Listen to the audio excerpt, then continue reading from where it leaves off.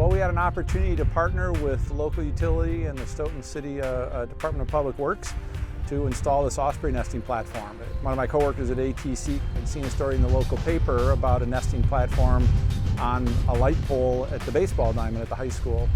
And that was coming out and there wasn't plans to replace it, and some of the people had said, well, geez, that's a shame.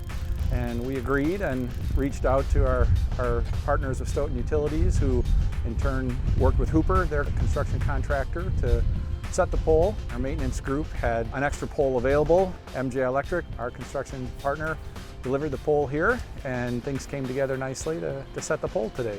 The Osprey are going to go for a high perch in the area, and this, as you can tell, is really sort of the highest thing here. The sticks are just meant to be an encouragement, right?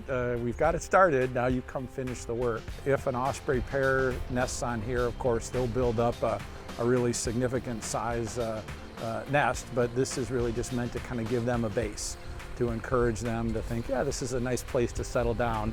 Someone's already set the foundation, now let's build from there. So typically we're doing that on our transmission structures. This is a little bit different, really more just an opportunity to help give back to the community, to find an opportunity where we can partner with all of these other entities and come together and hopefully create something nice for people in this neighborhood and bird lovers to be able to see, ideally, an Osprey nesting pair here raise their young and give people that pleasure.